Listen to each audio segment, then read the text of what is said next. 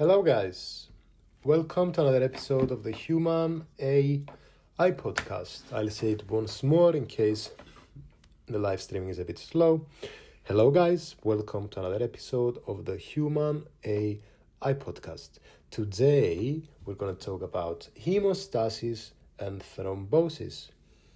I'm here with Krok, who's going to be helping us out. I'm not a teacher, I am a student.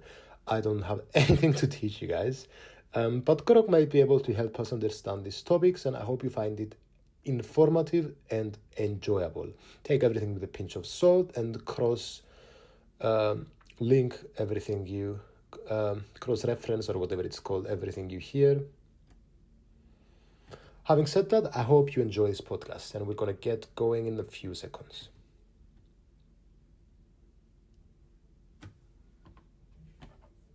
All right, thanks for the intro. I'm ready to dive into hemostasis and thrombosis with you.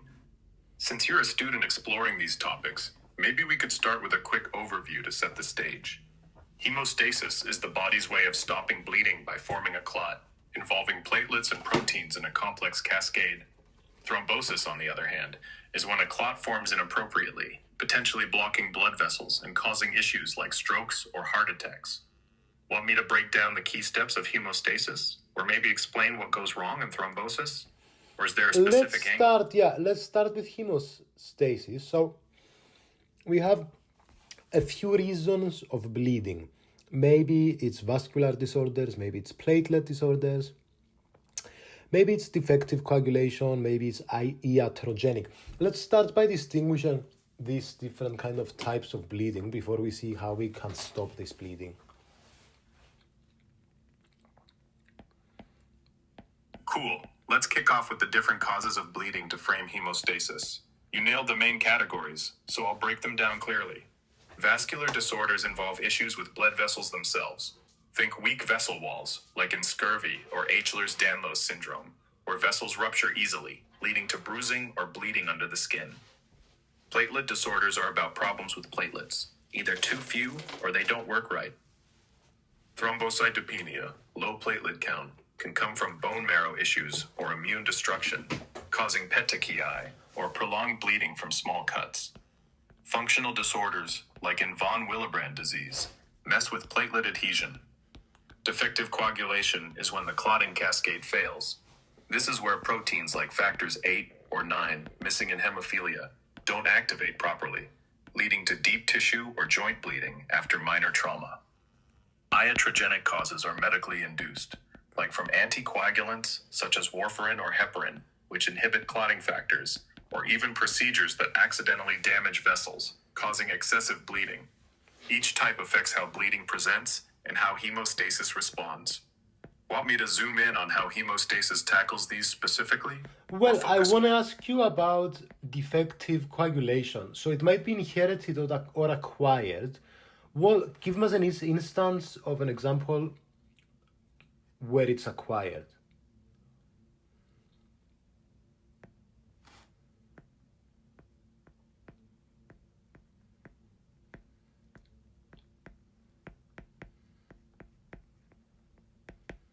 All right, let's zero in on defective coagulation, specifically an acquired case.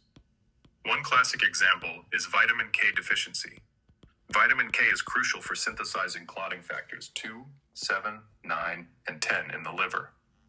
If someone's deficient, may be due to malnutrition, prolonged antibiotic use wiping out gut bacteria that produce vitamin K, or liver disease messing with factor production. These factors don't work properly. This leads to a bleeding tendency, like easy bruising, nosebleeds, or even severe internal bleeding.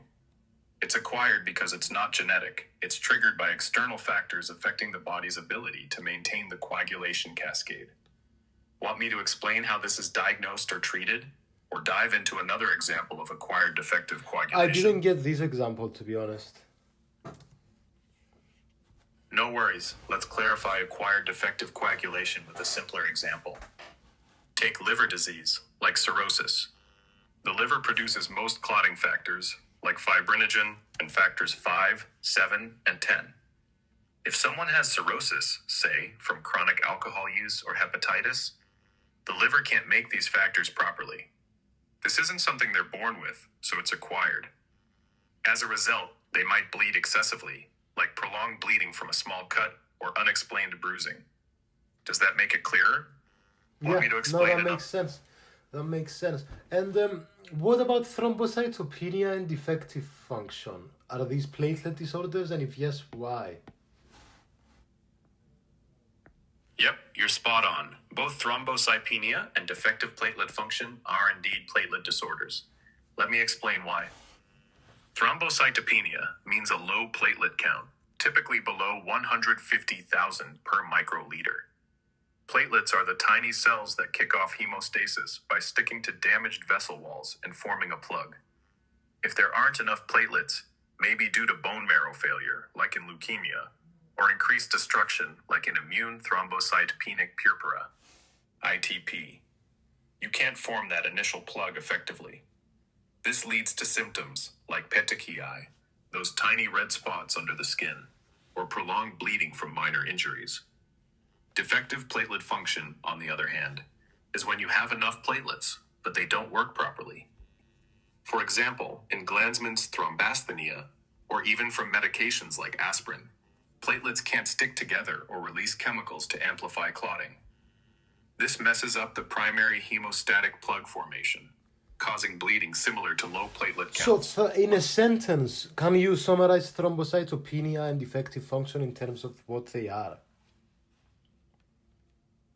Thrombocytopenia is a low platelet count, and defective platelet function is when platelets are present but don't work properly, both impairing the formation of the initial clot. And how does thrombocytopenia's name relate to its function?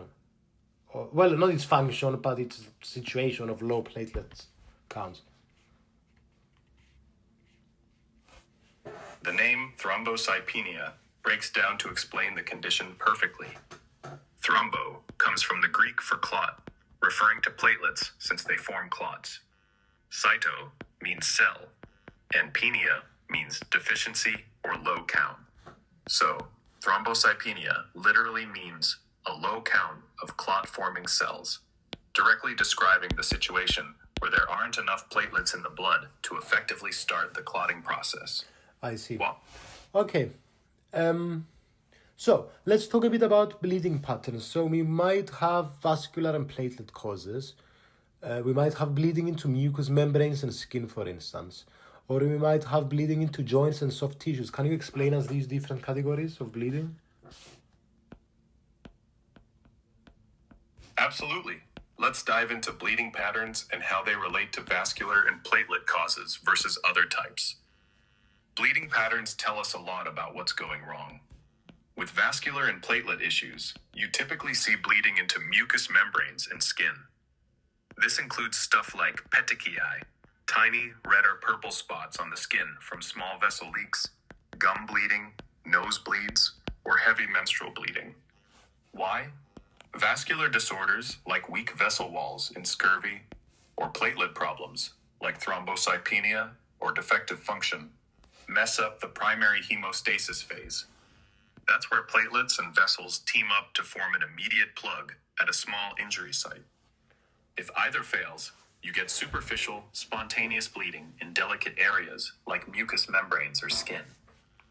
On the other hand, bleeding into joints and soft tissues, called haemostasis or hematomas, points to coagulation defects, not vascular or platelet issues. This is deeper bleeding, often after minor trauma or even spontaneously, like in hemophilia, where clotting factors are missing. Without those factors... Can you summarize in a sentence, please?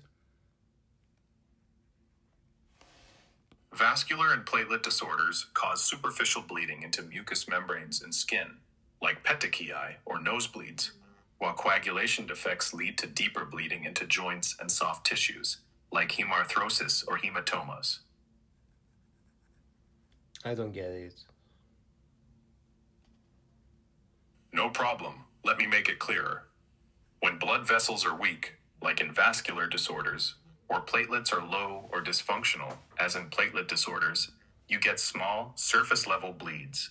Think tiny red spots on the skin, nosebleeds, or gum bleeding. because the initial clot can't form properly. But when the problem is with clotting factors, like in hemophilia, you get heavy bleeding deeper inside, like into joints or muscle. I see. And so coagulation disorders are the ones that are deeper. Exactly. Coagulation disorders, like hemophilia or issues with clotting factors, cause deeper bleeding into places like joints, muscles, or soft tissues, leading to stuff like painful joint swelling or large bruises, because the body can't properly stabilize clots to stop bleeding in those areas. Want me to explain why this happens in more detail? And vascular and platelet causes, why are those more so for joints, more so for mucous membranes like mouth and gut? I don't even know what mucous membranes means. No worries. Let's break this down clearly, starting with what mucous membranes are and why vascular and platelet issues cause bleeding there instead of deeper areas like joints. Mucous membranes are the moist linings in places like your mouth, nose, gut, and even vaginal or urinary tracts. They're packed with tiny, delicate blood vessels close to the surface, which makes them prone to bleeding if something's off with the first step of clotting. Vascular disorders, like weak vessel walls from conditions such as scurvy or vasculitis, mean those small vessels and mucous membranes break easily. Platelet issues, like low counts in thrombocytopenia, or dysfunctional platelets in diseases like von Willebrand's, mess up the ability to form a quick plug at these fragile sites. Since platelets in healthy vessels are critical for the initial response to seal tiny leaks, called primary hemostasis, when they fail... The things you're saying are great, but you're talking in too many words and it's kind of confusing me. So if you could summarize it in a sentence or two.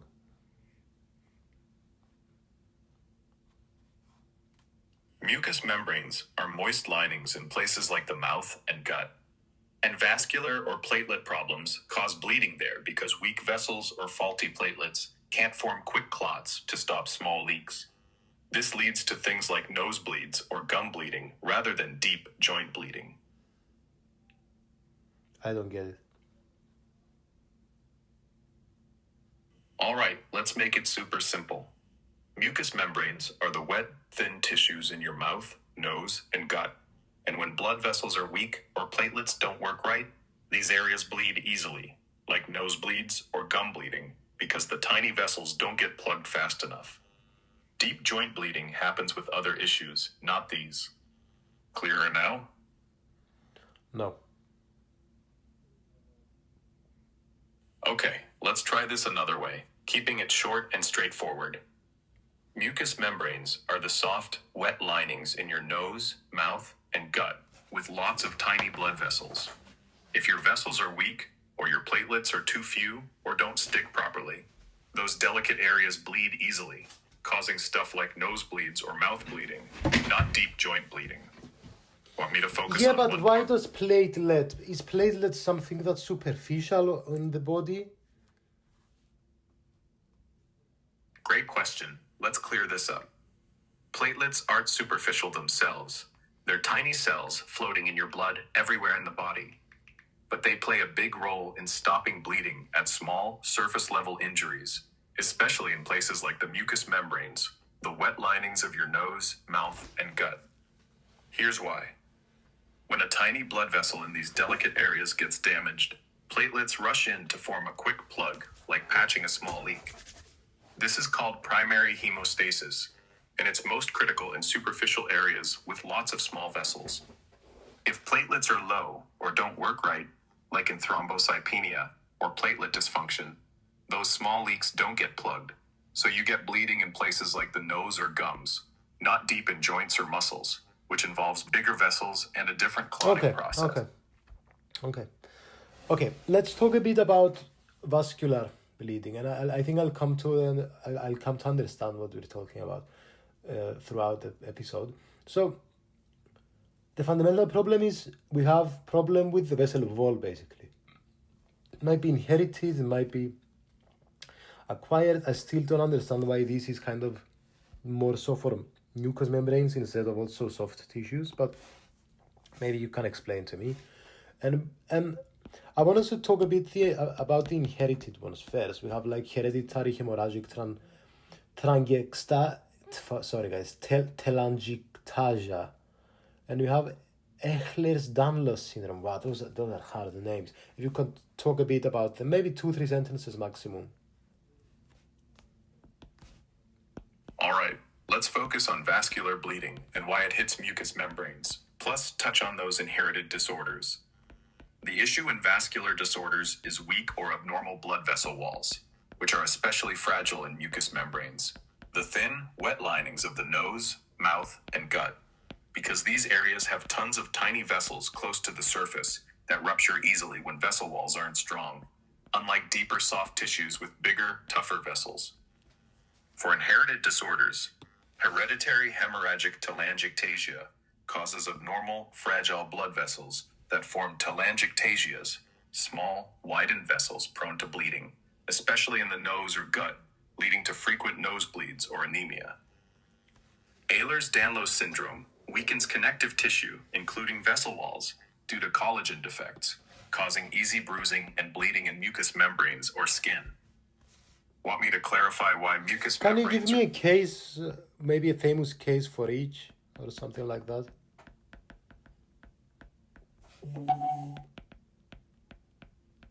Okay, let's look at hereditary hemorrhagic telangiectasia, HHT, and Ehlers-Danlos syndrome, EDS, with an example case for each, keeping it short. For HHT, while no super famous case stands out, a well-documented example is a family studied in medical literature where multiple generations suffered frequent nosebleeds and gastrointestinal bleeding due to telangiectasias, with one patient developing severe anemia requiring regular blood transfusions. For EDS, a notable case involves a young woman in clinical reports who had vascular type EDS, experiencing recurrent skin bruising and a life-threatening arterial rupture in her 20s due to fragile vessel walls. Want me to expand on either case? I want to ask about acquired vascular bleeding. For instance, scurvy from vitamin C deficiency, steroids like prednisolone, or senile from loss of skin integrity. All right, let's talk about acquired vascular bleeding, focusing on scurvy, steroid use, and senile purpura. These happen when blood vessel walls weaken due to external factors, not genetics, and they often affect mucous membranes because those areas have fragile, tiny vessels prone to breaking. Scurvy, from vitamin C deficiency, weakens vessel walls since vitamin C is needed for collagen, leading to gum bleeding, skin petechiae, or even wound breakdown, like in sailors historically with poor diets. Long-term steroid use, like prednisolone, thins skin and vessel-supporting tissues, causing easy bruising or purpura, especially in mucous membranes or skin, often seen in patients on chronic steroids for autoimmune diseases. Senile purpura happens in older adults due to age-related loss of skin and vessel integrity, where collagen and elastic tissue degrade, leading to large, purple bruises on the skin or mucosal bleeding from minor bumps. Want me to zoom in on one of these or explain? Well, I want to kind of understand how the names relate to the situation and yeah. Got it. Let's break down how the names of these acquired vascular bleeding conditions, scurvy, steroid-induced bleeding, and senile. And let's do it in a sentence or so, or two sentences max. We don't need to go into detail about this. Scurvy, named from Old Norse for weakness, describes vessel wall fragility from vitamin C deficiency, causing mucous membrane bleeding. Steroid-induced bleeding and senile purpura, linked to purpura, Latin for purple, reflect vessel weakening from steroids or aging, leading to skin and mucosal bruising. And why does vitamin C deficiency cause this in the first place? And why does prednisolone cause this in the first place? And how exactly is the loss of skin integrity happening with elderly age? Anyway, let's go a step further. So if you could say a sentence for each.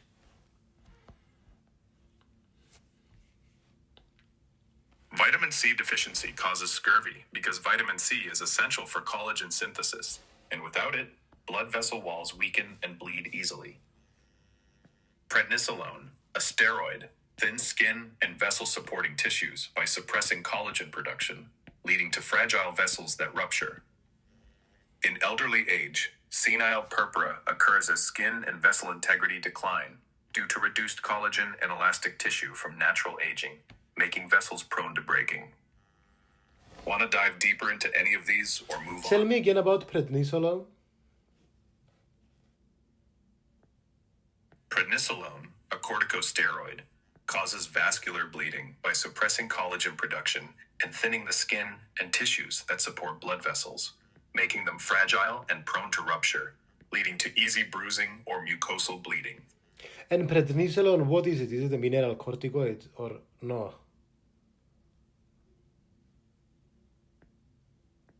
Prednisolone is a glucocorticoid, not a mineral corticoid. It's a synthetic corticosteroid drug that mimics cortisol, used to reduce inflammation and suppress the immune system in conditions like arthritis or autoimmune diseases. But its side effect of thinning skin and tissues can weaken blood vessels, causing bleeding. Do we use prednisolone for any heart and lung diseases?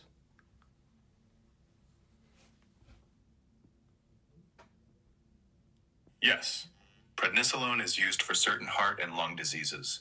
For example, it's often prescribed for lung conditions like asthma or chronic obstructive pulmonary disease, COPD, during flare-ups to reduce airway inflammation, or in heart-related issues like pericarditis to calm inflammation around the heart.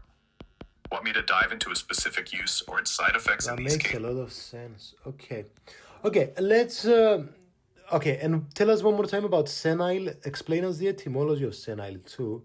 Tell us about this loss of skin integrity. How it becomes alive. All right, let's revisit senile purpura, explain the etymology of senile, and clarify the loss of skin integrity in one go. The term senile comes from the Latin senilis, meaning old or aged, reflecting that senile purpura occurs in older adults. It describes purple bruises or mucosal bleeding due to loss of skin integrity, where aging reduces collagen and elastic fibers in the skin and blood vessel walls, making them thin, fragile, and prone to rupture from minor trauma, Okay. like a bump. Perfect. And now let's shift our focus to platelets. So, where could we start from here? Let's start with kind of how platelets are made in the first place. So we have myeloid stem cells. Why is it myeloid and not lymphoid? And then we have megakaryocytes, megakaryocytes, and platelets. Explain us this kind of pathway, why it is what it is.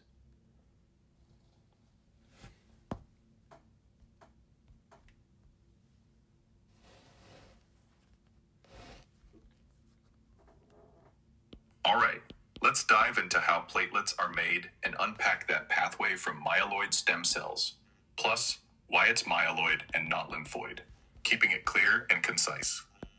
Platelets start in the bone marrow with hematopoietic stem cells, which split into two lineages, myeloid and lymphoid.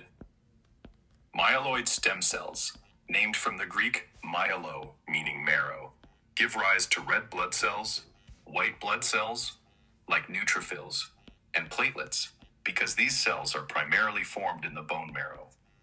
Lymphoid stem cells, on the other hand, mainly produce lymphocytes, like T and B cells for the immune system, so platelets fall under the myeloid line, not lymphoid.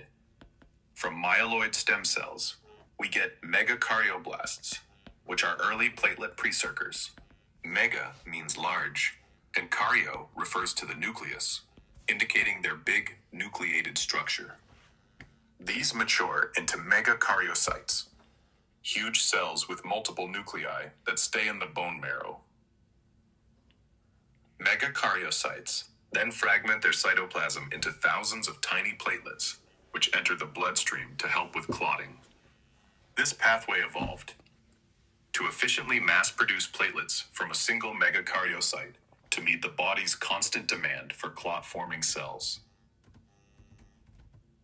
Want me to zoom in on any part, like megakaryocyte function, or what regulates this process?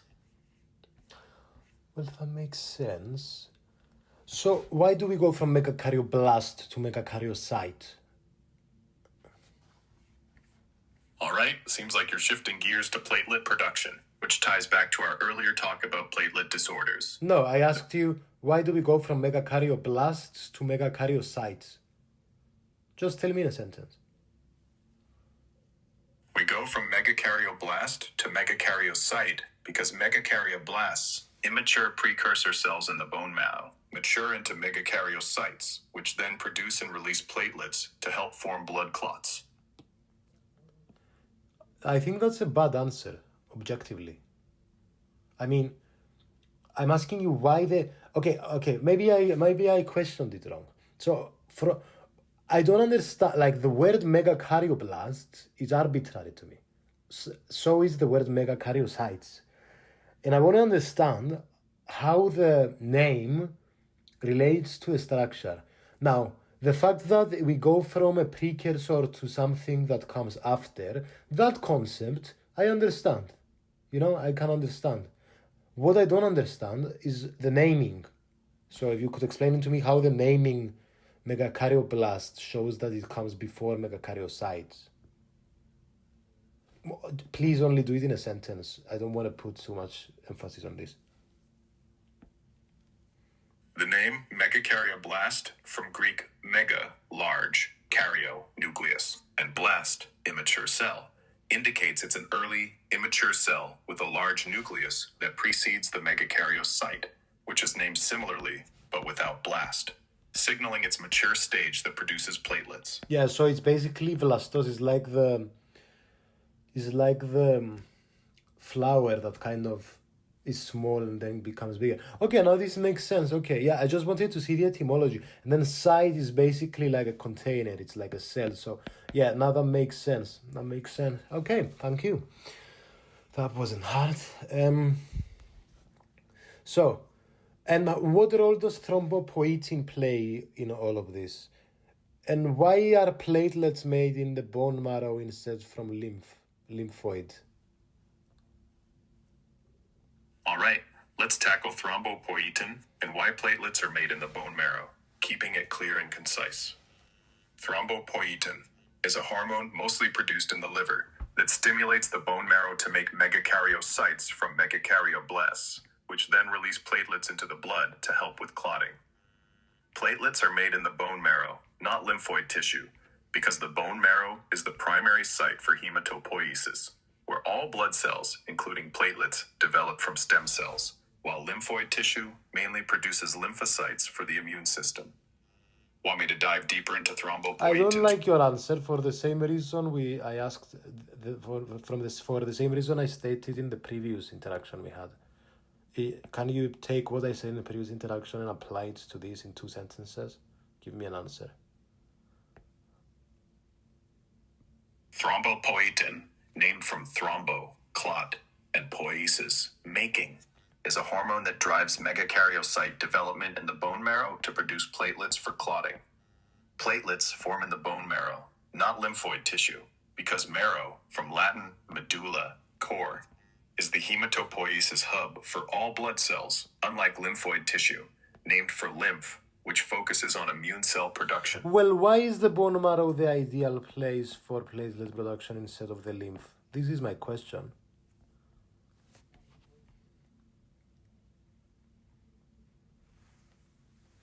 The bone marrow is ideal for platelet production because it's a spongy, nutrient-rich environment packed with hematopoietic stem cells that efficiently differentiate into megakaryocytes, unlike lymphoid tissue, which lacks these stem cells and is specialized for producing immune cells, like lymphocytes. Want me to explain the bone marrow's structure, or why So lymphoid tissue... platelets secrete von Willebrand factor and fibrinogen, and I didn't know this.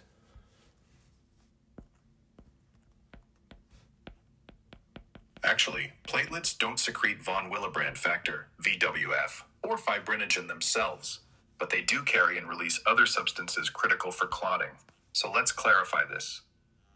Platelets store VWF and fibrinogen in their granules, which they get from plasma or megakaryocytes, and release them at injury sites to help form clots. VWF, made mainly by endothelial cells, helps platelets stick to damaged vessel walls. So they release them, they don't make them.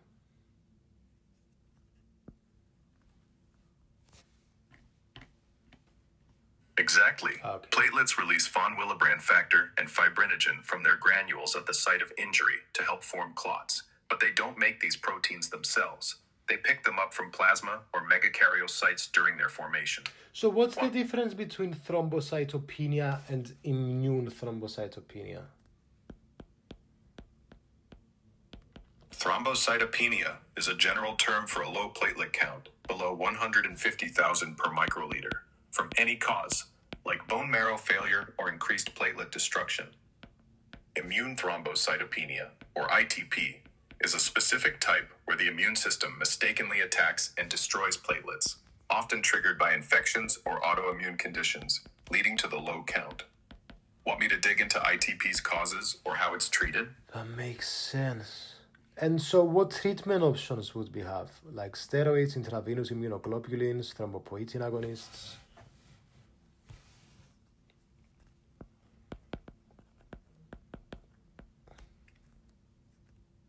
You're right on the money with those treatment options for immune thrombocytopenia, ITP. Steroids, like prednisone, suppress the immune system to stop it from attacking platelets, boosting their count. Intravenous immunoglobulins, IVIG, flood the system with antibodies to block the destruction of platelets, often used for quick results in acute cases. Thrombopoietin receptor agonists, like L-Thrombopag or Ramiplastine, stimulate the bone marrow to produce more platelets, helping maintain higher counts long term. I don't get their mechanisms of action, to be honest. No problem. Let's simplify the mechanisms of action for those ITP treatments in a clear way. Steroids, like prednisone, work by calming down the immune system, specifically reducing the activity of immune cells that attack and destroy platelets, so more platelets survive. Intravenous immunoglobulins, IVIG, act like a decoy, overwhelming the immune system with antibodies that block the spleen from clearing out platelets, giving them a longer lifespan. Thrombopoietin receptor agonists, like L-Thrombopag, mimic the hormone thrombopoietin to stimulate bone marrow megakaryocytes, ramping up platelet production to offset the destruction. Clearer now? Want me to focus on one of these, or give an example of how they're used?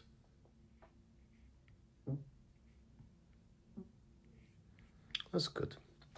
Okay, let's talk a bit now about disorders of platelet function. We kind of mentioned, like, we have inherited, acquired.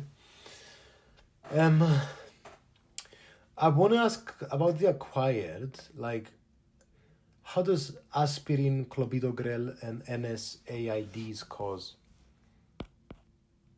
platelet dysfunction?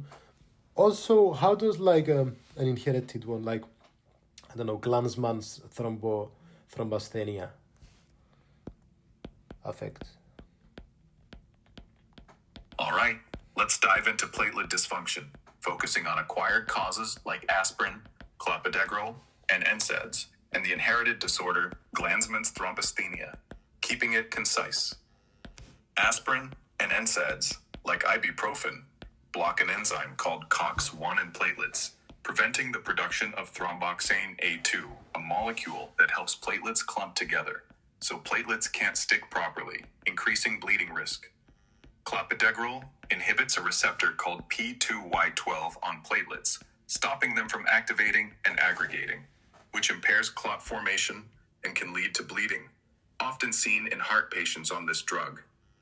For the inherited disorder, Glanzmann's thrombasthenia is caused by a genetic defect in the GPIIB/3A receptor on platelets, which normally binds fibrinogen to link platelets together. So without it, platelets fail to form a stable clot, causing mucosal bleeding like nosebleeds or heavy periods. Want me to clarify any of these mechanisms further, or talk about diagnosis or treatment? I see. So these are platelet disorders. They are a separate thing from vascular bleeding problems. I kind of, you know what? I understood the concepts we've talked about, but I would have trouble grouping them and choosing between if it's a vascular bleeding problem or a platelet problem. And I don't know how to find a solution to this. And don't tell me the solution is to just memorize each category. I kind of want to understand why each one belongs to that category. And I know you'll say, yeah, well, is it the vascular wall that is affected or is it the platelet? But if we go a bit deeper and think, how the name relates to the problem, because at the end of the day, the main thing is I need to understand how these names that we give relate to what's going on. It's no good if I know what's going on, but I don't know the names. I just know kind of the mechanisms, So any suggestions? I hear you loud and clear. You want to connect the dots between vascular bleeding and platelet disorders. Understand why each condition falls into its category, and tie the names to the underlying issues without just memorizing lists. Let's tackle this by focusing on how the names reflect the problem, and why they're grouped as vascular or platelet issues, keeping it intuitive and concise. Vascular bleeding problems, like scurvy or hereditary hemorrhagic telangiectasia, HHT, involve weak or abnormal blood vessel walls. The names often hint at the vessel issue. Hemorrhagic in HHT points to bleeding from telangiectasias, which are dilated, fragile vessels. Tel meaning end, and jectasia meaning vessel dilation. Scurvy's name is less direct, but it's tied to weak vessels from collagen loss due to vitamin C deficiency. Think score for damaged tissue. These are vascular because the primary defect is in the vessel wall structure, not the blood components, so they cause bleeding in fragile areas like mucous membranes where vessels are close to the surface. Platelet disorders, like thrombocytopenia or Glanzmann's thrombasthenia, are about problems with platelets, either too few or they don't function right. The names give clues. Thrombocytopenia breaks down to thrombo, clot, cyto, cell, and penia, deficiency, directly pointing to a low platelet count that impairs clot formation. Glanzmann's thrombasthenia. Thrombo for clot, asthenia for weakness, indicates platelets that are weak in function because they lack the GPIIB/3A receptor needed to bind and form clots. Okay, so I want to ask you now about coagulation disorders. We have the intrinsic and the extrinsic cascade, and we should go really and talk a bit about each one before we go further. We have a lot of factors, coagulation factors. And for the extrinsic, we have 3 and 7 mainly. So can we talk a bit about the intrinsic? I'm going to make an effort to remember it and let me know, correct me if I'm wrong. So we have 12 that goes to 12A, and then 9 goes to 9A. All right, let's dive into I remember the prothrombin goes to thrombin, and then fibrinogen becomes fibrin. And before that, we've got factor 10A and 5A. But what's going on before that? Remind us. It's got to do with factor 8, 9, 11, and 12, but I don't remember the order. Is it 12, 9, 11, 8? You're doing great trying to piece together the coagulation cascade, and you're close. But let's clarify the intrinsic pathway and the order of factors before factor XA and VA kick in, keeping it clear and concise. The intrinsic pathway starts with factor 12. 12 is activated to 12A, often by contact with a damaged surface. 12A then activates factor 11 to 11A, which in turn activates factor 9 to 9A. Factor 9A, with help from factor 8A as a cofactor, activates factor 10 to 10A, which teams up with factor Va-A, 5A, to convert prothrombin to thrombin, and then thrombin turns fibrinogen into fibrin for the clot. And where did we find factor 5A?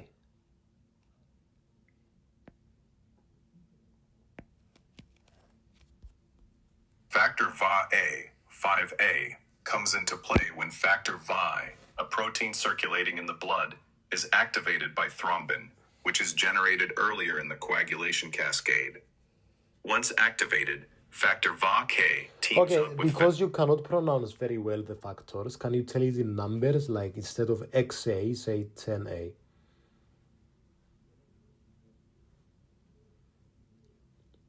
No problem. I'll stick to numbers for the factors to keep it clear. Factor 5A comes from factor 5, a protein in the blood being activated by thrombin, which is formed earlier in the coagulation cascade. Then, factor 5A pairs with factor 10A to help convert prothrombin into thrombin, pushing the cascade toward fibrin clot formation.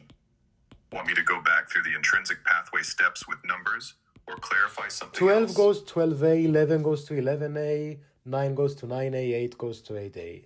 9A and 8A make 10 go to 10A, and 5 goes to 5A, and together 5A with 10A will make prothrombin go to thrombin, which will make fibrinogen become fibrin. And guys, I know this sounds like a super abstract thing, and it is. The only reason is that I'm not kind of getting really angry and kind of trying to understand this is because basically, and Grok, correct me if I'm wrong, basically they kind of discovered these factors slowly.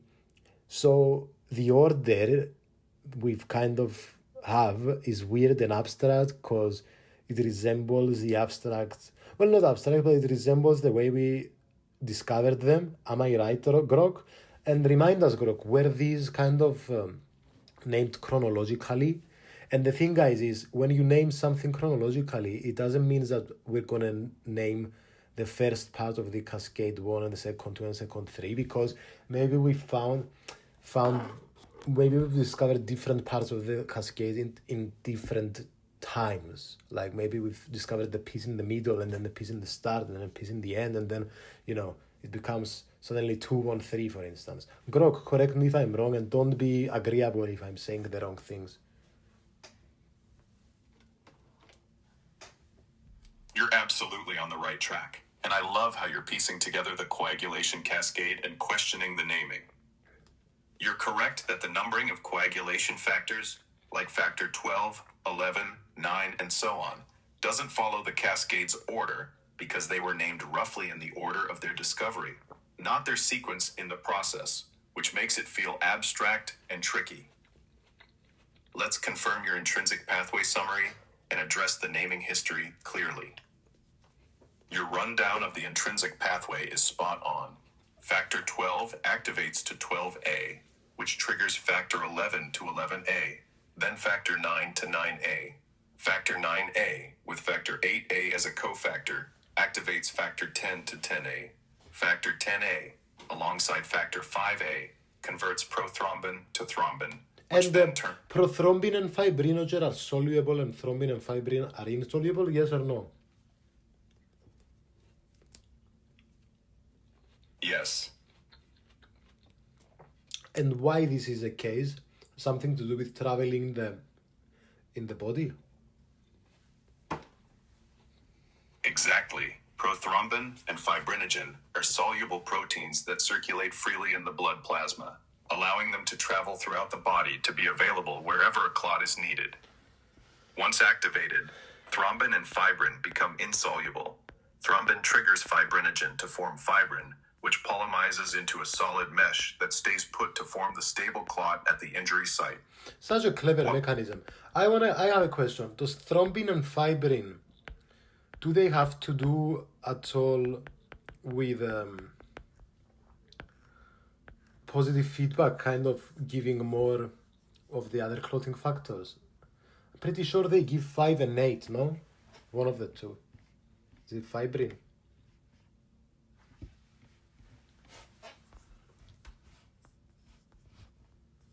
You're spot on. the positive feedback in the coagulation cascade, and let's clarify how thrombin and fibrin are involved, especially with factors 5 and 8. Thrombin plays a big role in positive feedback by activating factor 5 to 5A and factor 8 to 8A, which then amplify the cascade by speeding up the formation of more thrombin through the factor 10A complex.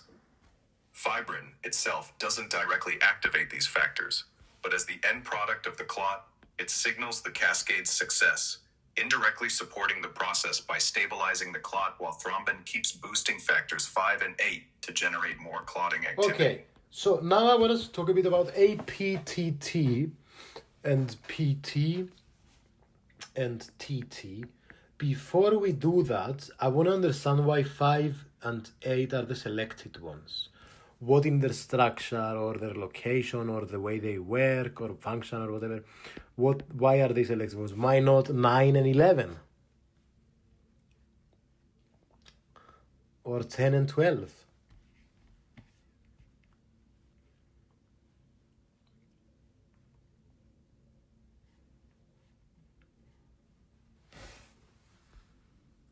Great question about why factors 5 and 8 are specifically chosen for thrombin's positive feedback in the coagulation cascade, and I'll keep it concise. Factors 5 and 8 are selected because they act as critical cofactors that dramatically boost the efficiency of the cascade. Factor 5A enhances factor 10A's ability to convert prothrombin to thrombin, and factor 8A similarly supercharges factor 9A to activate factor 10. Their structure allows them to bind to platelet surfaces at the injury site, forming complexes that speed up reactions thousands of times. Unlike factors 9, 11, 10, or 12, which are enzymes or initiators that don't need this kind of amplification role. Want me to dive into their structural details or move to APTT, PT, and TT? I don't get the reasoning, to be honest.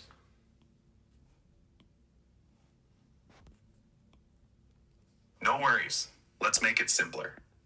Factors 5 and 8 are picked for thrombin's feedback because they're like accelerators.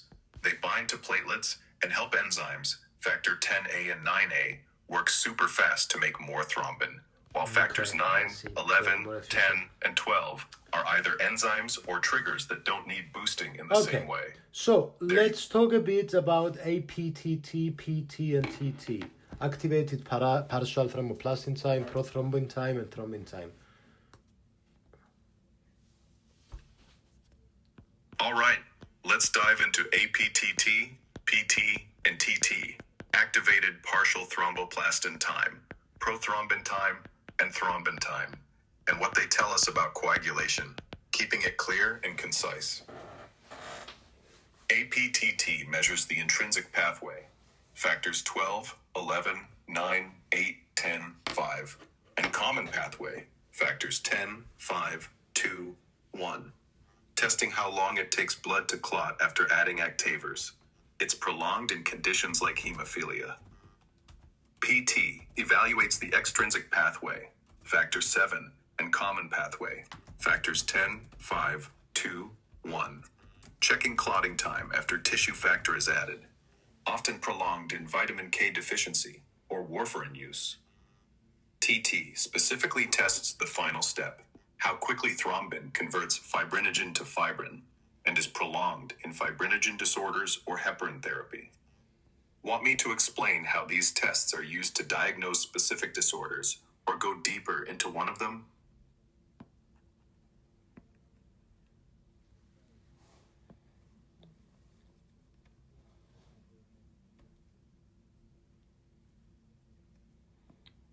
I don't get what these are, to be honest. No problem. Let's break it down super simply. APTT, PT, and TT are blood tests that measure how long it takes for your blood to clot, each checking different parts of the clotting process. APTT looks at the intrinsic pathway, like factors 8 and 9 for hemophilia.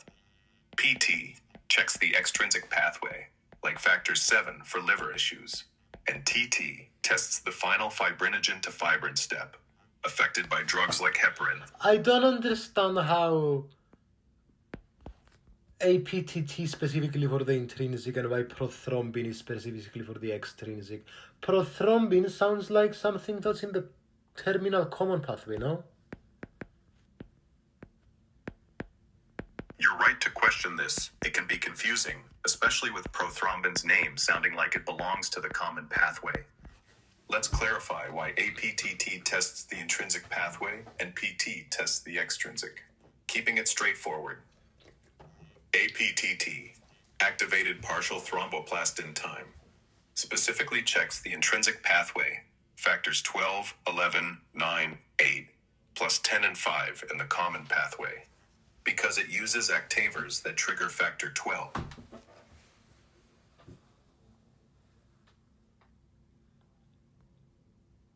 Okay. And what about prothrombin, PT? Why is it extrinsic? Isn't prothrombin part of both? Well, part of the terminal common, and same with thrombin. I get why thrombin is a terminal common pathway. And how do we measure this time? We don't have clocks in our body.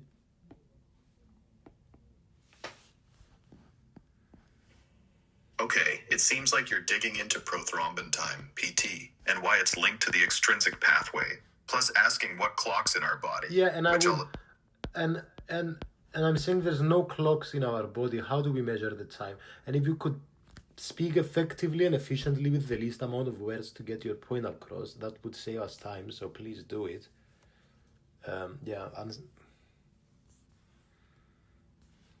Got it. I'll keep it tight and clear. Prothrombin time, PT, tests the extrinsic pathway, factors 7, plus 10, 5, 2, 1, because it starts with tissue factor activating factor 7, not because prothrombin, factor 2, is extrinsic. Prothrombin is in the common pathway, but PT measures the extrinsic route to it. For clocks in our body, there are no literal clocks. APTT, PT, and TT measure clotting time in seconds by adding triggers to blood samples and timing how fast a clot forms in a lab. And who named this prothrombin time? Because why would you name it prothrombin? Why don't you name it with this factor 7 that's exclusively extrinsic? The term prothrombin time, PT, was coined in the 1930s by Armand Quick, who developed the test to measure clotting time. It's named prothrombin time because it assesses the time it takes to generate thrombin from prothrombin, factor 2, via the extrinsic pathway, even though factor 7 starts it, as prothrombin's conversion was the key focus then, not factor 7 specifically. Want me to explain why factor 7 wasn't highlighted in the name? Or Yes, please do. All right. Prothrombin time, PT, wasn't named after factor 7, despite factor 7 kicking off the extrinsic pathway, because when Armand Quick developed the test in the 1930s, prothrombin, factor 2, was seen as the central player in clot formation, and the test measured the time to convert prothrombin to thrombin, not the initial trigger of factor 7. Okay. Factor 7's role was less emphasized okay. as prothrombin's activation was the key endpoint researchers focused on to understand. Yeah, that makes sense. Okay, I want to also ask a sentence or two about what D-dimers are and what clotting factor assays are, and if you could explain it in 1 or 2 sentences before we move on.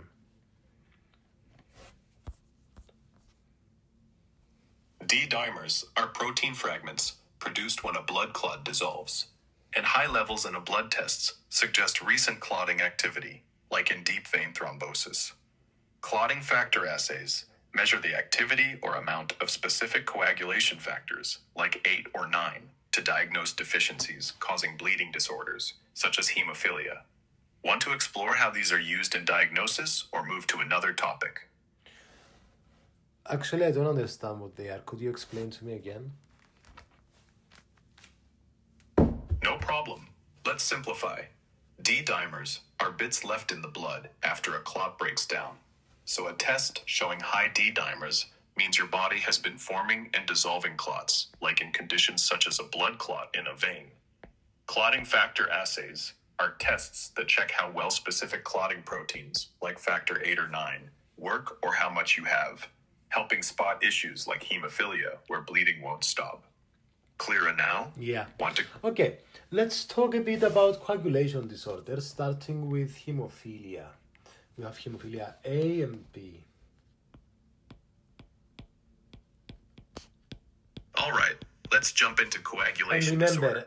effectively and efficiently with the word count, I want you to answer in 1 or 2 sentences for the next 100 messages. And I want you to focus always on 3 things. Etymology, and then maybe one thing, and a second thing, relate name to structure and function, okay? And structure to function and everything, like relate these 3 things to each other. Got it. I'll keep it to 1 or 2 sentences, focusing on etymology, linking name to structure and structure to function for hemophilia A and B. Hemophilia A, from Greek haima, blood, and philia, love, means excessive bleeding due to a defective or missing factor 8, a protein that fails to stabilize clots, causing severe joint and tissue bleeding. Hemophilia B, similarly named, involves defective factor 9, impairing the intrinsic pathway and leading to prolonged bleeding from minor injuries. Want to dive into diagnosis or another coagulation disorder? Well, they are X-linked conditions, right? Yes. Hemophilia A and B, from Greek haima, blood, and philia, love, are X-linked due to mutations in the F8 or F9 genes on the X chromosome, causing defective factor 8 or 9 proteins that impair clot formation, leading to severe bleeding in males. Want to explore genetics or treatments? What about females? Can the female have both X-linked?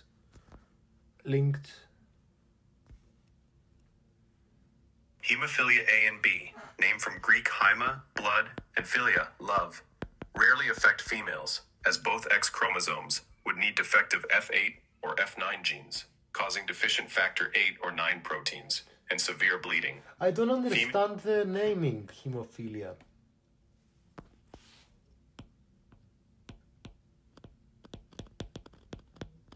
Hemophilia, from Greek haima, blood, and philia, love, implying tendency, reflects excessive bleeding due to defective factors 8A or 9B, proteins that fail to drive the intrinsic clotting cascade, causing prolonged bleeding in joints or tissues.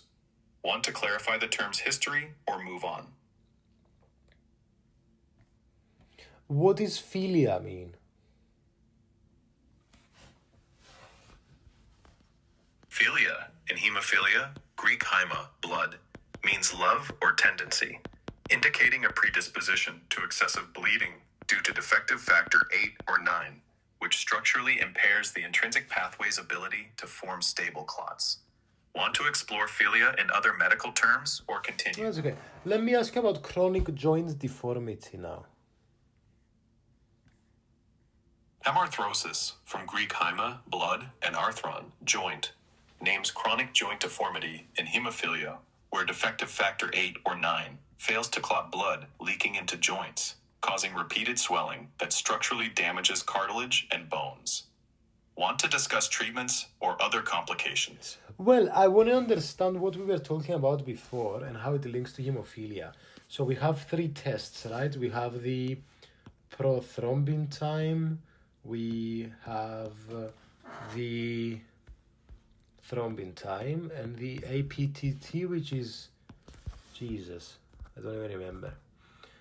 Activated partial thromboplastin. What is thromboplastin? Thromboplastin, from Greek thrombos, clot, and plastin, forming, is a substance, tissue factor, triggering clot formation in the extrinsic pathway. What number is it? Thromboplastin, from Greek thrombos, clot, and plastin, forming, is factor 3, tissue factor, which initiates the extrinsic pathway. Well, why do we measure the intrinsic pathway with APTT since it's extrinsic? APTT, from thromboplastin, Greek thrombos, clot, plastin, forming, measures the intrinsic pathway, factors 12, 11, 9, 8, despite its name, as it uses a partial thromboplastin reagent to activate factor 12, revealing hemophilia's defective factors, structurally impairing clot formation. How is this possible, dude? I don't get it. APTT, despite thromboplastin in its name, Greek thrombos, clot, plastin, forming, tests intrinsic pathway, factors 12, 11, 9, 8, by using a reagent that activates factor 12, not factor 3, showing hemophilia's defective proteins failing to form Wait, clot. dude, didn't you say to me thromboplastin is factor 3? How can it be in the name?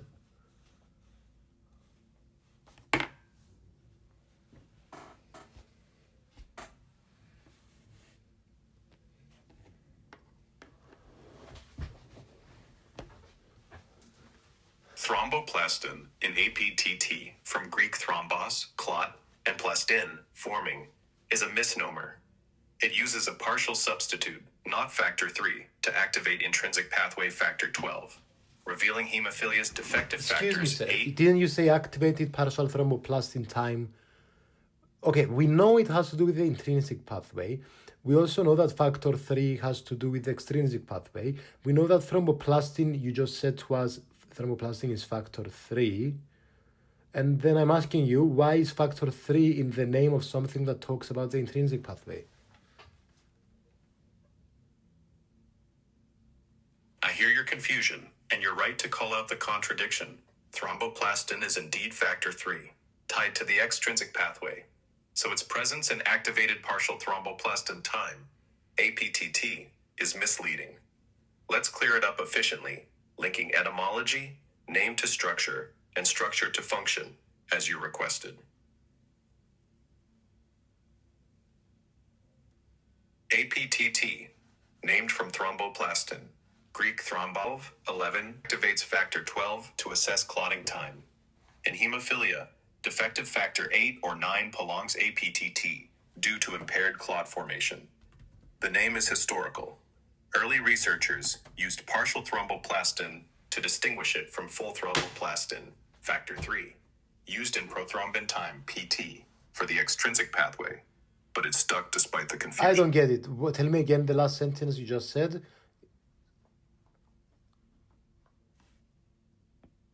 The name APTT uses partial thromboplastin, Greek thrombos, clot, plastin, forming, because early researchers distinguished it from full thromboplastin, factor 3, used in PT for the extrinsic pathway, but it tests intrinsic factors 12, 11, 9, 8, which are defective in hemophilia, prolonging clotting time.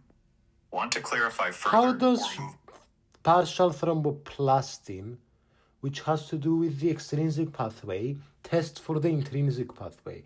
I don't get it. Don't do a stupid introduction repeating what I say. Sorry guys, I'm getting annoyed. Just tell me in a sentence.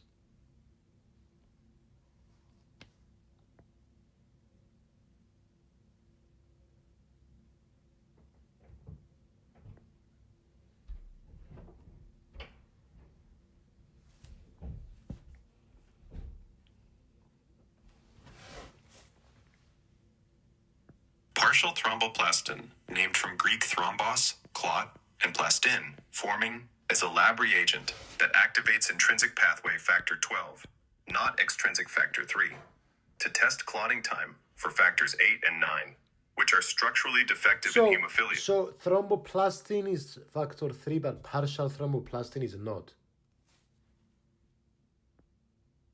Exactly. Thromboplastin, Greek thrombos, clot, plastin, forming, is factor 3, triggering the extrinsic pathway. But partial thromboplastin is a lab reagent that activates intrinsic pathway factor 12. Okay. So why do we have prolonged APTT in hemophilia diagnosis, normal PT, and then we have, yeah, that's about it. We obviously have low factor 8 and 9.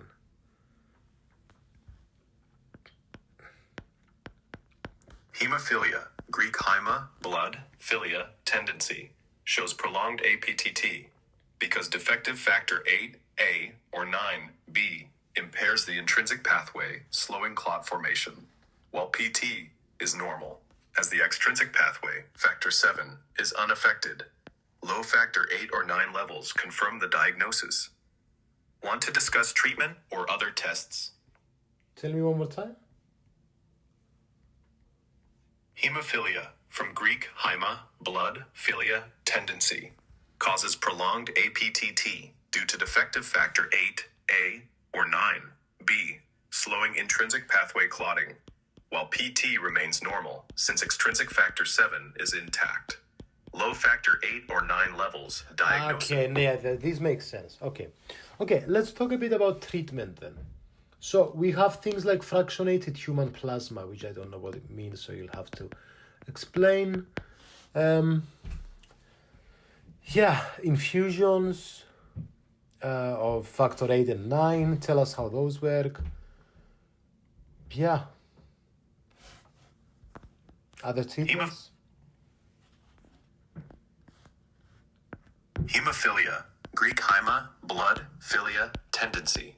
Treatment includes recombinant factor 8A or 9B infusions, which replace defective proteins to restore intrinsic pathway clotting, and desmopressin, DDAVP, a synthetic hormone from D-amino-D-arginine vasopressin that boosts factor 8 release in mild cases, structurally enhancing clot formation. Want to explore gene therapy or complications?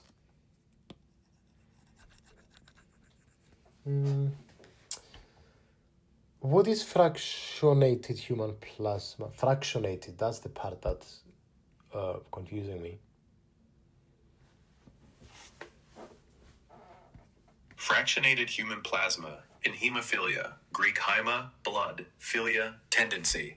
Treatment refers to plasma separated, from Latin fractio, breaking, into components like factor 8 or 9 concentrates, which replace defective clotting proteins to structurally restore intrinsic pathway function and stop bleeding.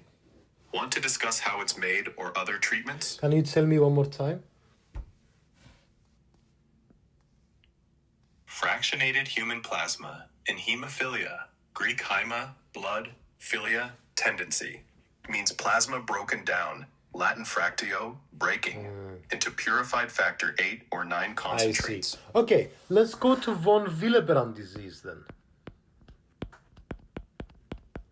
Von Willebrand disease, VWD, named after Erich von Willebrand, and from German Wille, will, involves a defective or deficient von Willebrand factor, VWF, a protein that structurally fails to bind platelets to vessels or stabilize factor 8, causing mucosal bleeding like nosebleeds. Want to discuss types or treatments? Well, I want to understand what number it is and why it's autosomal dominant. And to be honest, where do clotting factors come from in the first place? Von Willebrand disease, VWD, from Erich von Willebrand's name, involves defective von Willebrand factor, not a numbered factor, a protein made by endothelial cells that binds platelets and stabilizes factor 8. It's autosomal dominant due to a single defective gene disrupting VWF's structure, causing mucosal bleeding, while clotting factors like 8 and 9 are produced by the liver. Want to explore VWD types or factor production? I didn't understand the answer. If you could summarize it in a sentence. Von Willebrand disease, named after Erich von Willebrand, is caused by a defective, non-numbered von Willebrand factor made by endothelial cells, which fails to structurally bind platelets or stabilize factor 8, and is autosomal dominant due to one mutated gene. Unlike liver-made factors 8 and 9. Clear now or need more on genetics? And so it causes mucocutaneous bleeds, nosebleeds, menorrhagia. What is menorrhagia? And what number factor is it?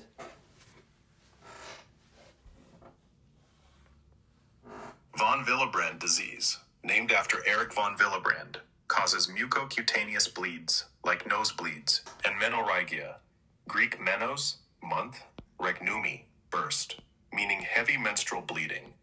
due to defective von Willebrand factor, not a numbered factor, which structurally fails to bind platelets to vessels. Want to discuss treatments or factor details? So where do clotting factors come from, and how come von Willebrand doesn't have a number like the other ones?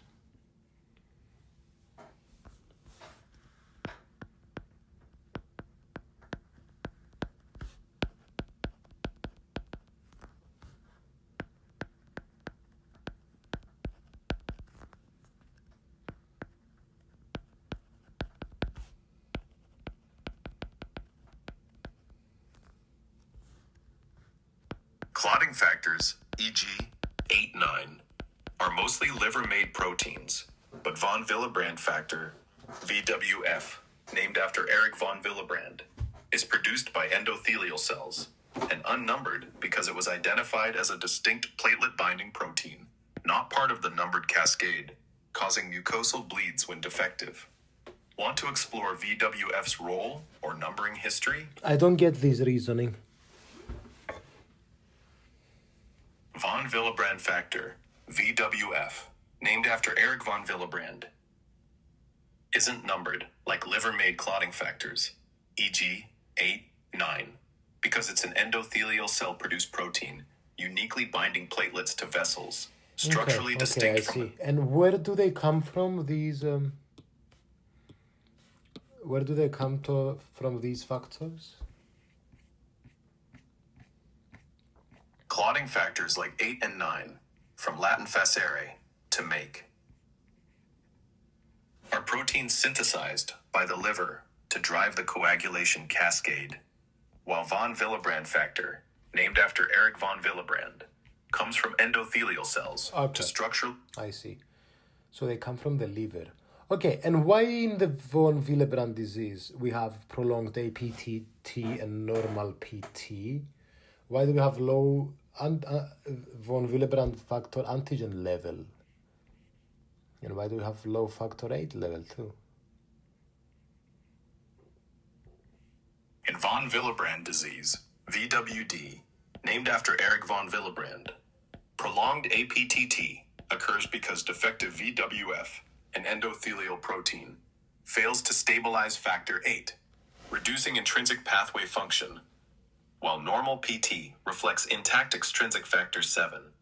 Low VWF antigen and factor 8 levels result from VWF's structural inability to bind and protect factor 8, causing mucosal bleeds. Want to discuss diagnosis or treatments? Excuse me, guys. I didn't get your answer, to be honest. In von Willebrand disease, named after Erich von Willebrand, APTT is prolonged because defective VWF, an endothelial protein, can't stabilize factor 8, impairing intrinsic clotting, while PT is normal as extrinsic factor 7 is unaffected. Low VWF antigen and factor 8 levels occur due to VWF's structural failure to protect factor 8, leading to bleeding. Okay, but why prolonged APTT? In von Willebrand disease, named after Erich von Willebrand, APTT is prolonged because defective VWF, an endothelial protein, fails to structurally stabilize factor 8, disrupting the intrinsic pathway's clotting ability, tested by APTT, while PT remains normal as extrinsic factor 7 is unaffected. I don't get it. In von Willebrand disease, named after Erich von Willebrand, APTT is prolonged because defective VWF, an endothelial protein, can't structurally support factor 8, slowing intrinsic pathway clotting. Factors 12, Okay. 11... So antifibrinolytics and desmopressin, how do they help with the treatment of this disease? In von Willebrand disease, named after Erich von Willebrand, desmopressin, from diamino D-arginine vasopressin, stimulates endothelial cells to release stored VWF, enhancing platelet binding and factor 8 stability, while antifibrinolytics, Greek anti, against, fibrinolysis, clot breakdown, like tranexamic acid, structurally stabilize clots by preventing fibrin degradation, reducing mucosal bleeding. Want to explore other treatments or side effects? I didn't get this answer. And tell me more about antifibrinolytics and desmopressin, please, and the names and how they relate to structure and function.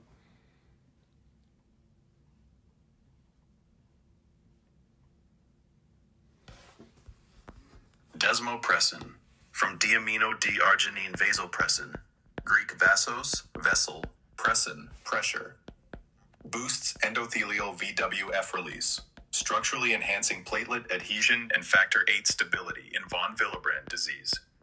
Antifibrinolytics, like tranexamic acid, Greek anti, against, fibrinolysis, clot breakdown. Block fibrin degradation, structurally stabilizing clots to reduce bleeding. Clear now, or want details on their use? To be honest, I don't get it.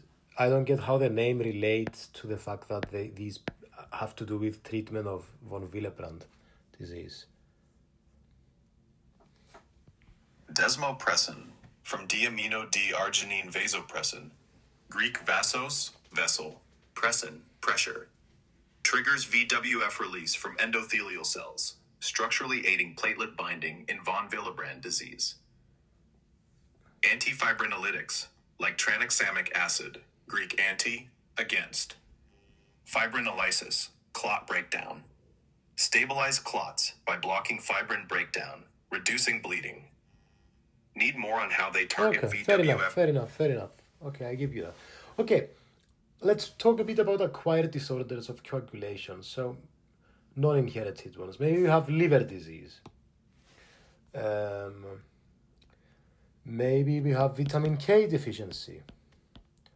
We have to explain to us what vitamin K does and about malabsorption due to jaundice. Maybe we have disseminated intravascular coagulation. Let's talk about these three. Liver disease, vitamin K deficiency, and disseminated intravascular coagulation, DIC, named descriptively, impair clotting. Liver disease, Greek hepar, liver, reduces factor 2, 5, 7, 9, 10 production. Vitamin K deficiency, K from coagulation, blocks activation of these factors. And DIC, Latin disseminare, spread, consumes factors via widespread microclots, all structurally disrupting clot formation, causing bleeding. Want to focus on one or discuss No, I want treatment? a sentence for each. Remember, correlating name to structure and function and everything in between. Liver disease, Greek hepar, liver, impairs coagulation by reducing liver production of factors 2, 5, 7, 9, 10, structurally disrupting clot formation, leading to bleeding. Vitamin K deficiency, K from coagulation, prevents activation of factors 2, 7, 9, 10, structurally blocking their clot-forming function, causing bruising or bleeding. Disseminated intravascular coagulation,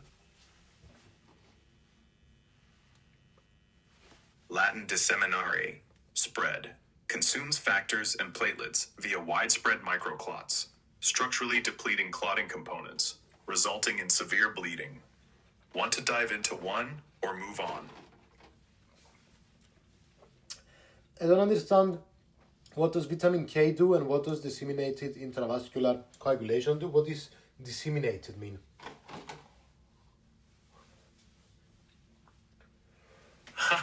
No need to feel intimidated. Let's simplify. Liver disease, Greek hepar, liver, stops making clotting factors 2, 5, 7, 9, 10. Vitamin K deficiency, K from coagulation, keeps these factors inactive. And disseminated intravascular coagulation, Latin disseminare, spread, uses up factors in microclots, all structurally breaking the clotting process, causing bleeding. Clearer now, or want to focus I don't know. on So vitamin K, what does it do? And also, what does disseminated mean? And how does, vitamin K relates to malabsorption due to jaundice? Vitamin K, K from coagulation, enables factors 2, 7, 9, 10 to structurally bind calcium for clot formation. But malabsorption from jaundice, Greek ikteros, yellow, reduces bile needed for K absorption, causing bleeding. Disseminated in DIC, Latin disseminare, spread, means widespread microclots, consuming factors and platelets, structurally depleting clotting ability, leading to hemorrhage. Want more on jaundice or DIC? I don't get your answer. Please attack it from a different angle because it seems it's not going in.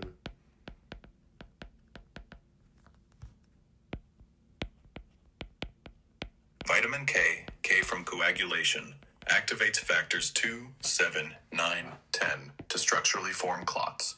But jaundice, Greek ikteros, yellow, blocks bile, impairing K absorption in the gut, leading to bleeding.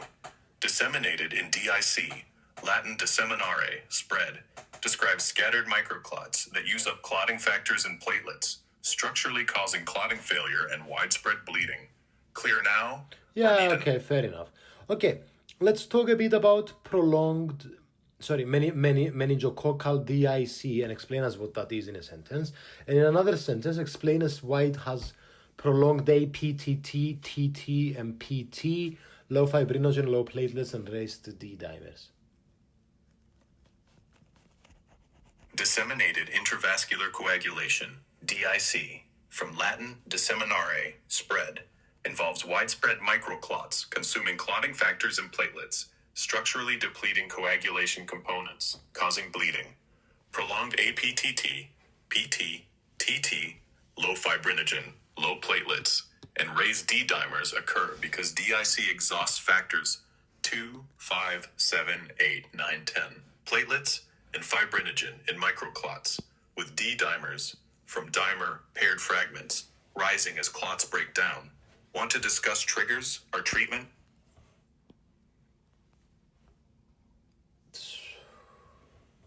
Tell me again. What does meningococcal mean?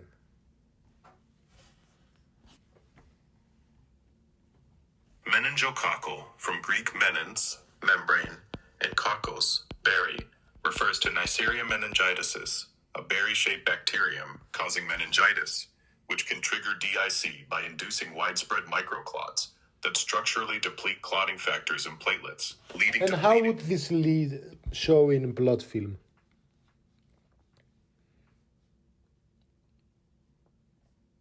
Meningococcal infection, from Greek meninx, membrane, and kokos, berry, triggers DIC, showing schistocytes, fragmented red blood cells, from Greek schistos, split, on a blood film, due to microclots shearing red cells, structurally disrupting blood flow and worsening bleeding.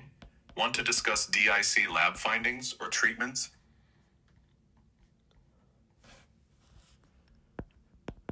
I want you to answer it to me one more time.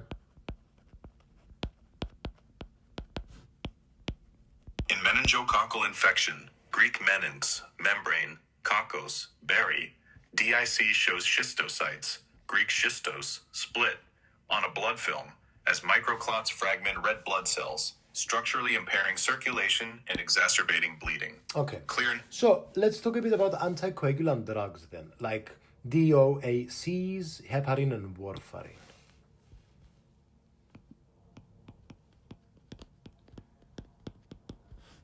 Anticoagulant drugs like DOACs, heparin, and warfarin, named from Latin anti, against, and coagulare, to clot, inhibit clotting factors to prevent thrombus formation.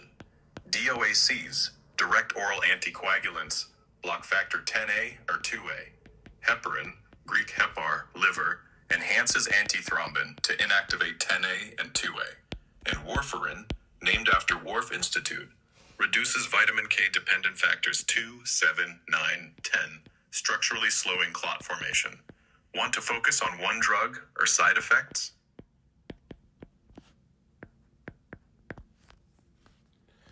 What is heparin and warfarin?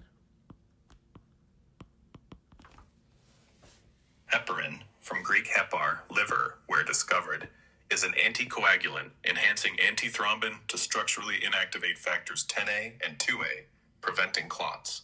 Warfarin, named after Whorf Institute, inhibits vitamin K-dependent synthesis of factors 2, 7, 9, 10, reducing clot formation. Want details on use or DOACs? That makes sense. And DOACs, direct oral anticoagulants, that makes sense in itself. Lastly, I want to talk a bit more about vitamin K deficiency.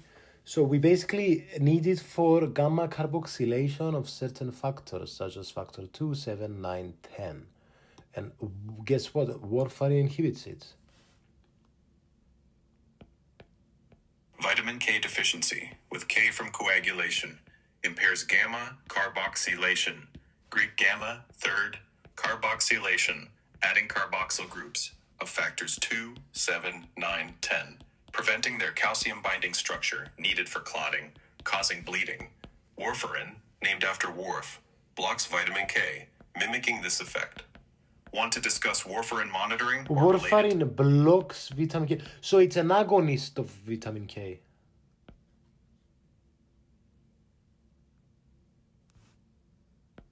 Warfarin, named after Whorf Institute, is not a vitamin K agonist, but an antagonist. Greek anti, against, inhibiting vitamin K-dependent gamma carboxylation of factors 2, 7, 9, 10, disrupting their clot-forming structure, leading to bleeding risk. Want to clarify its mechanism or monitoring? So we use, if we have a lot of vitamin K, so does gamma carboxylation activate these factors and therefore enhances coagulation? Whereas, so I see, so warfarin would basically, we don't want too much coagulation. We are stopping blood flow, so we have to stop.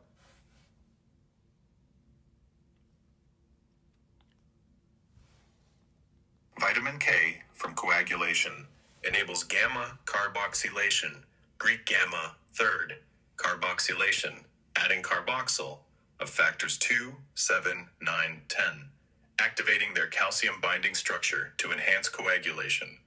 Warfarin, named after Whorf, blocks this, reducing clot formation to prevent excessive clotting and maintain blood flow. Want to discuss warfarin dosing or effects? That makes sense.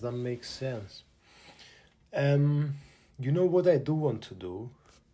I want to take a break and we'll come back to part 2 of this podcast, which is going to be on thrombosis. Thank you so much for watching, guys, and make sure to check out part